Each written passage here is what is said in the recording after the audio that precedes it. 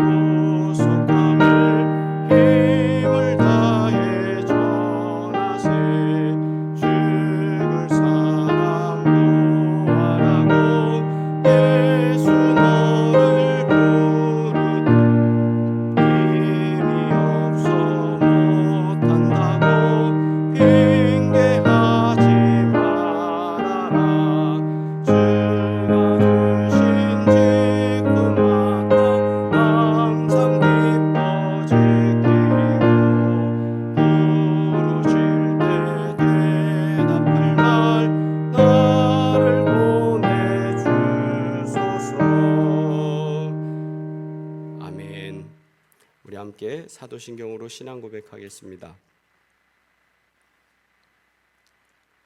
전하사 천지를 만드신 하나님 아버지를 내가 믿사오며 그 외아들 우리 주 예수 그리스도를 믿사오니 이는 성령으로 잉태하사 동정녀 마리아에게 나시고 본디오 빌라도에게 고난을 받으사 십자가에 못 박혀 죽으시고 장사한 지 사흘 만에 죽은 자 가운데서 다시 살아나시며 하늘에 오르사 전능하신 하나님 우편에 앉아 계시다가 저로서 산자와 죽은 자를 심판하러 오시리라.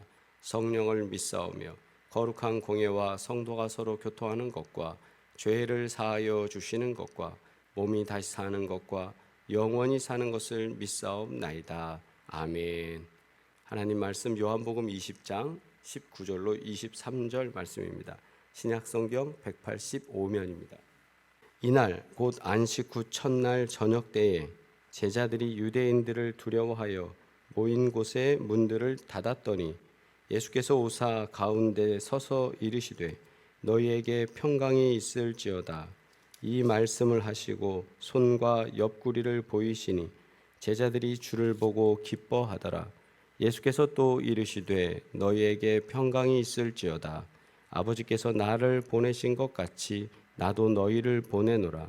이 말씀을 하시고 그들을 향하사 숨을 내쉬며 이르시되 성령을 받으라. 너희가 누구의 죄든지 사하면 사하여질 것이요 누구의 죄든지 그대로 두면 그대로 있으리라 하시니라. 아멘.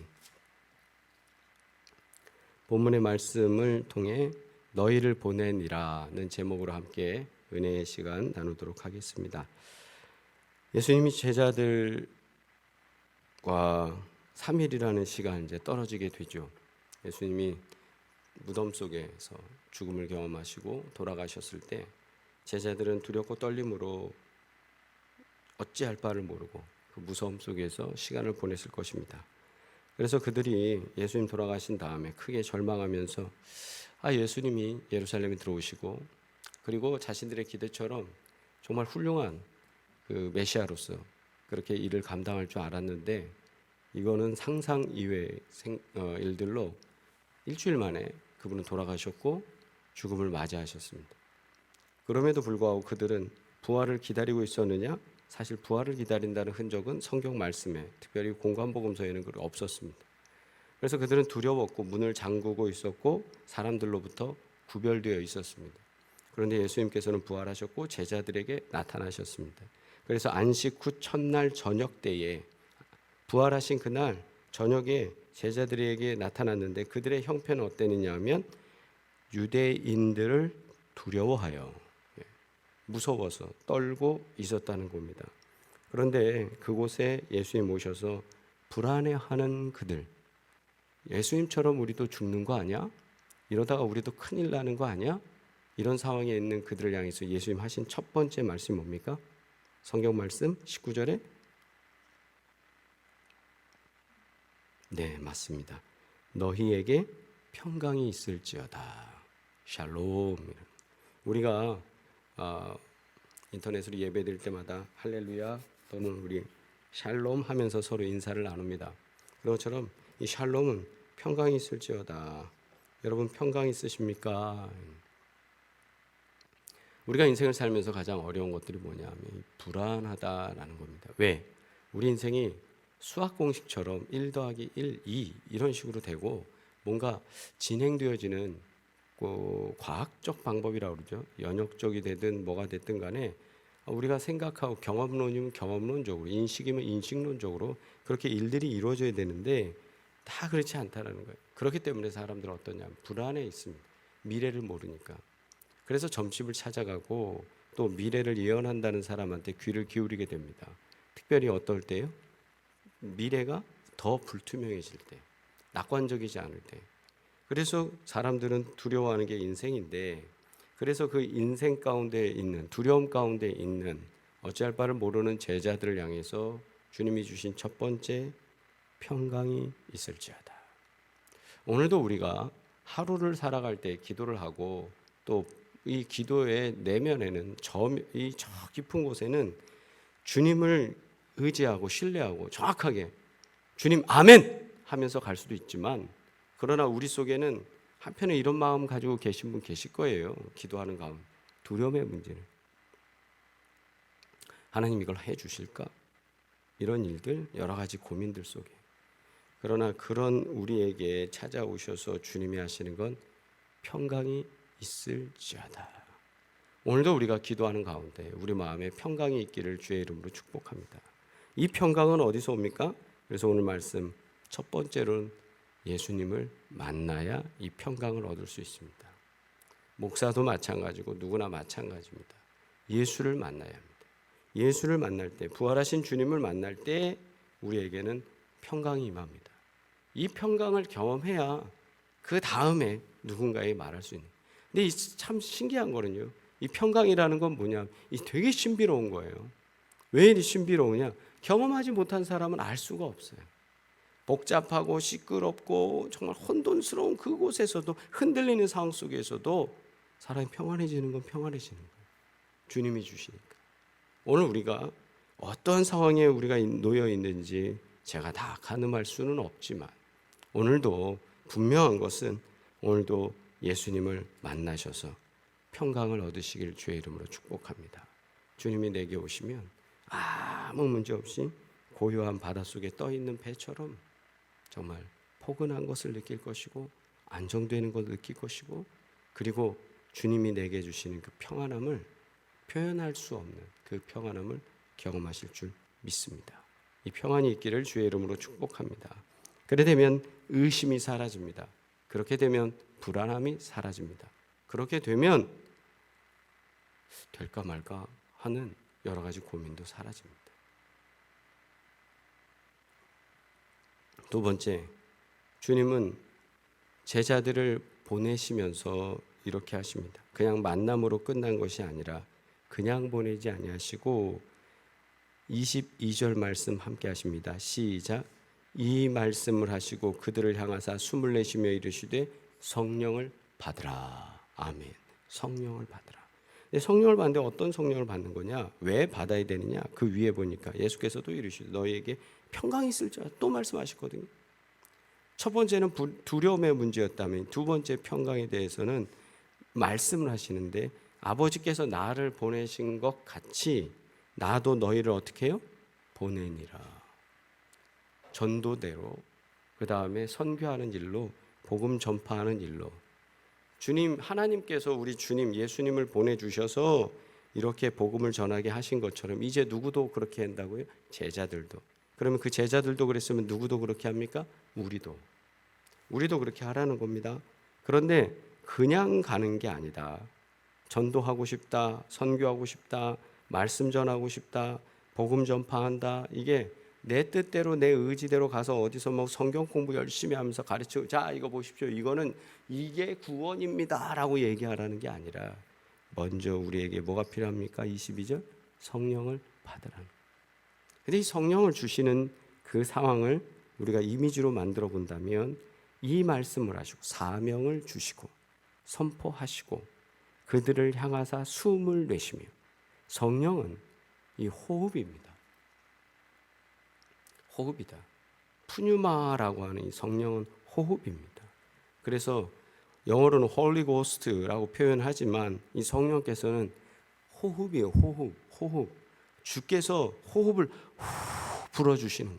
자, 그러면 여기서 우리는 하나의 그림이 또 보여줍니다. 어떤 그림입니까?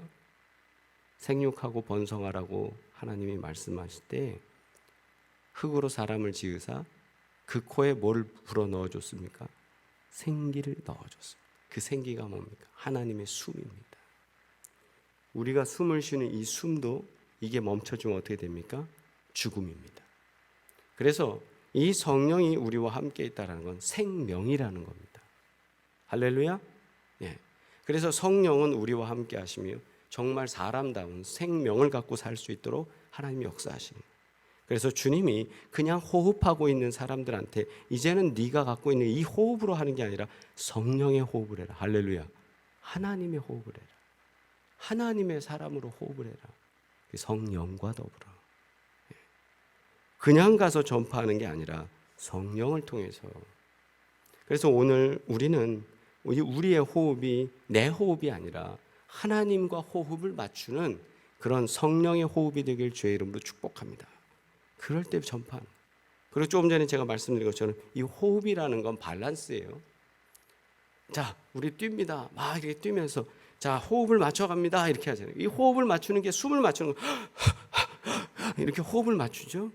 동시에 뭘 맞춰요? 밸런스를 맞추는 거예요. 우리 누구랑 가는 거예요?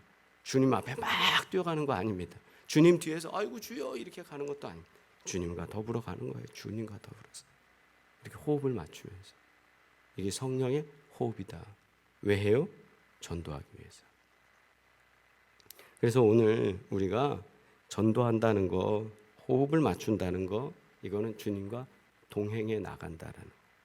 그래서 성령을 받는 제자들, 성령을 받은 사람들은 이 호흡을 하면서 가는데 이 동행하면서 간다라는 게 뭐냐? 23절 보니까 너희가 누구의 죄든지 사하면 어떻게 돼요? 사하여질 것이.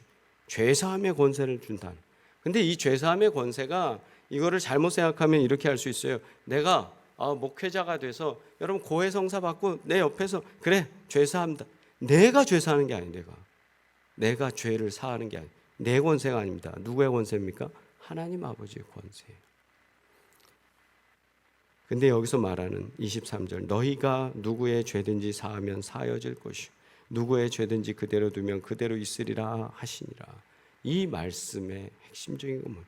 성령과 더불어 네가 사명을 감당할 때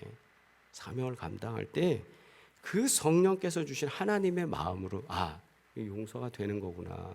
이러면 내가 용서를 할 수 있는 것이고 내가 그 사람을 수용할 수 있는 거죠. 여러분 그렇잖아요. 누구랑 막 실갱이하고 별거 아닌 문제인데도 감정적으로 문제가 돼서 오랫동안 만나기 싫은 사람도 있어요. 그리고 별거 아닌데 이상하게 탁 틀어진 다음에는 더 이상 연락을 안 하고 그냥 원수가 되는 경우도 있어요. 그런데 이런 경우에 어떻게 됩니까? 내가 그 사람의 죄를 사하면 그 사람이 내 안에 들어온다는 거예요. 용서할 수 있어요. 받아들일 수 있어요. 이게 우리에게 주신 첫 번째 죄사함입니다. 이게 우리가 죄를 사한다는 거지 우리가 그의 근본적인 죄를 사한다는 게 아니라는. 지난 주일에도 말씀드렸습니다. 리빙스턴이 이런 말을 했다고 그랬잖아요.